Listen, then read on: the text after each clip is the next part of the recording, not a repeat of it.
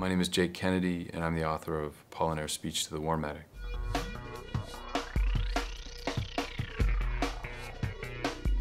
Apollinaire Speech to the War Medic is in two sections, and the majority of the first sections, JR studies, and object studies primarily, and they were inspired in part from this amazing,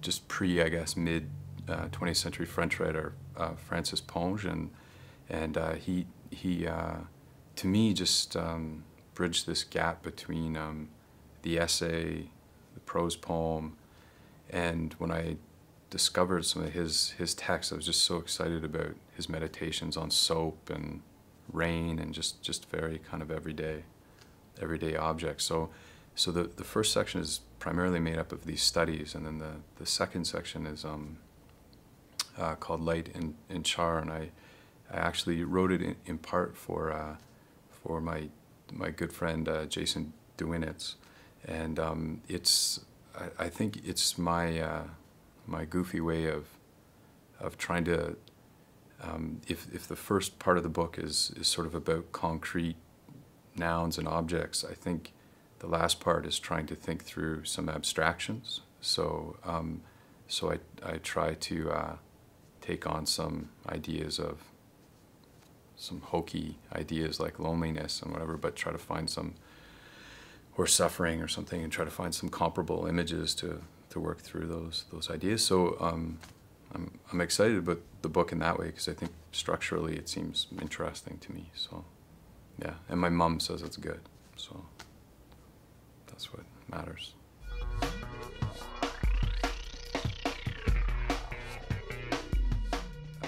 Because I do some teaching of creative writing classes, and I realized that more and more I was talking in my classes about metaphor and trying to, I was just getting excited about certain metaphors and trying to convey the weird power of bringing together two seemingly dissimilar things, and was trying to figure out where is that wonderful magic happening when you find what looks like an equivalence but actually isn't. So it seemed like the power of that was always deferred a bit, which seemed really thrilling. So I think some of the inspiration for the object studies came out of just talking with some of my amazing students about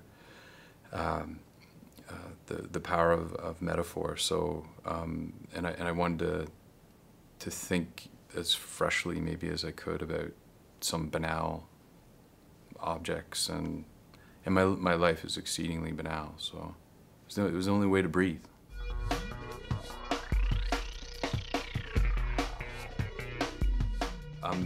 Marcel Duchamp said this thing about the ready-mades, where he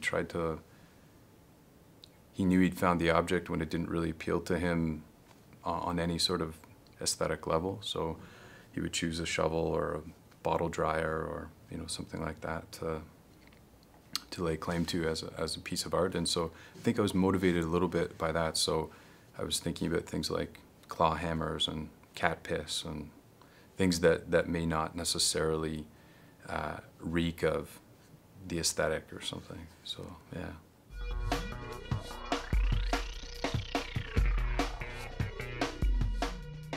The Apollinare Speech to the War Medic points to this moment that I had read about, where he had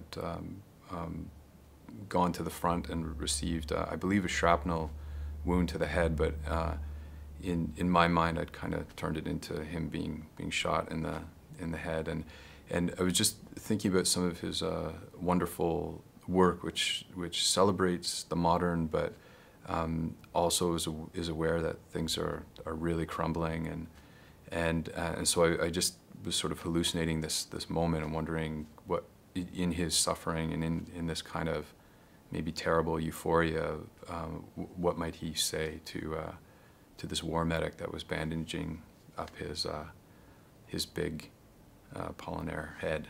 So the poem is kind of imagining his voice mumbling these words, and it's a great poem, bound to be anthologized.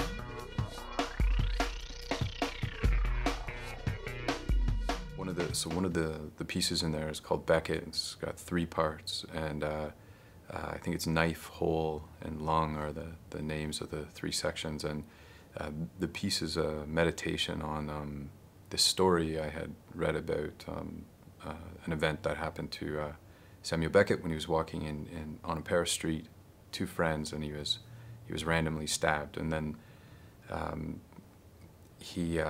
think the knife almost pierced his lung, and he was in hospital for a while. And then when the trial happened, they asked the assailant, I guess, who was a homeless dude, and his name was Mr. Prudent, Monsieur Prudent, and they asked him why he did it, and he said, "Je ne sais pas, I don't know."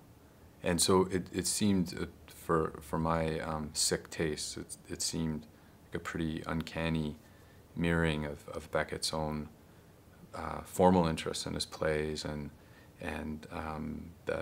these kinds of challenges to our desire to see a world full of meaning, with constantly showing us that it's kind of devoid of that. But I think what's so amazing about Beckett is his sense of humor is so sustaining, and I don't think that gets often celebrated so much, so that I think Godot or Endgame, I think they're wickedly funny plays, and so for me there's something kind of redeeming and thrilling about also how funny that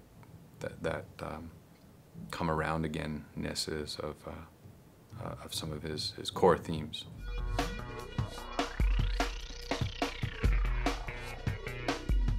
I kind of have my dad in mind most times as a reader, because my dad used to say this thing, he used to say, the whole world doesn't revolve around you, comma, asshole. And so often I have in mind just wondering how his bullshit detector would be flickering or not. So, and I write for Yoko.